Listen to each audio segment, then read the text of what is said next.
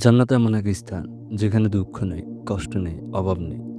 যেখানে নেই ক্ষুধা, নেই মৃত্যু, নেই অশান্তি। যেখানে প্রবেশ করতে মানুষ হাজার রাকাত নামাজ পড়ে, হাজার হাজার টাকা দান করে, সারা জীবন ইবাদতে কাটায়।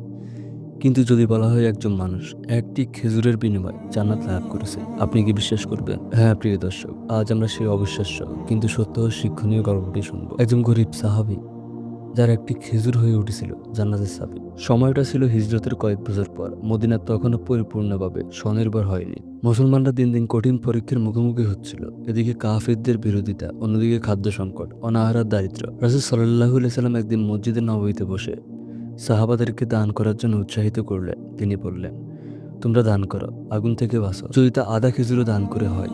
সে সময় উপস্থিত সাহাবারা জানেন যে কেউ এই আহ্বানে সাড়া দিলে তা হবে একটি বিশাল ফজিলতের কাজ।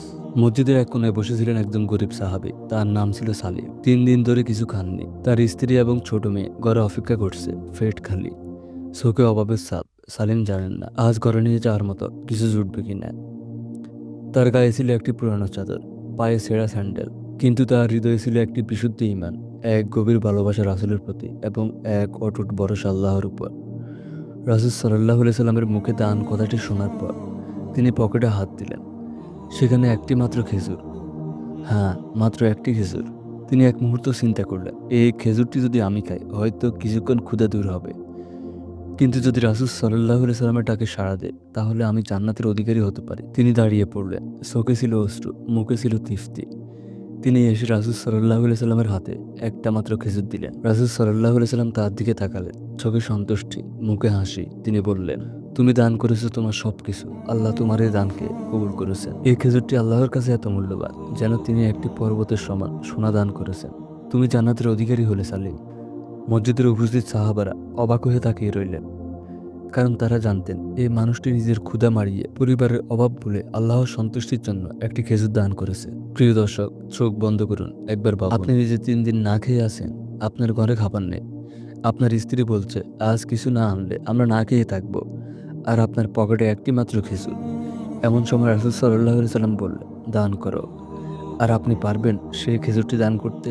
সালিম পেরেছিলেন, কারণ তিনি জানতেন দুনিয়ার ক্ষুধা ক্ষণিকের, কিন্তু জান্নাত চিরস্থায়ী।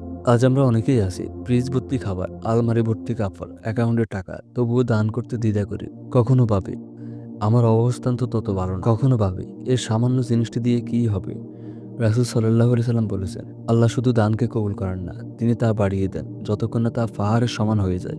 তাহলে আমাদের সামান্য একটি সাহায্য, একটি পানির পথ, একটি রুটির টুকরো, একটি খেজুর হয়তো কারোর জন্য জান্নাতের পথ হতে পারে। কয়েক মাস পর এক রাতে রাসূল সাল্লাল্লাহু আলাইহি সাল্লাম স্বপ্ন দেখলেন জান্নাতে একটি বাগান, সেখানে একটি বড় খেজুর গাছ, যার নিচে একজন সাহাবী বিশ্রাম নিচ্ছেন, তার মুখে প্রশান্তি, চারপাশে আলো।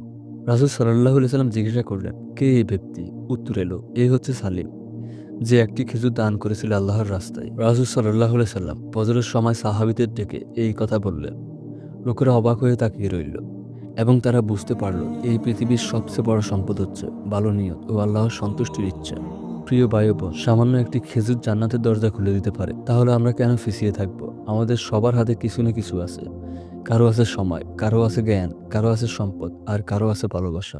আসুন আমরা সবাই গল্প থেকে শিক্ষা নেই। আজ থেকে প্রতিজ্ঞা করি, হোক তা একটি খেজুর, কিংবা একটি পানির বোতল, কিংবা একটি সদা হাসিমুখ,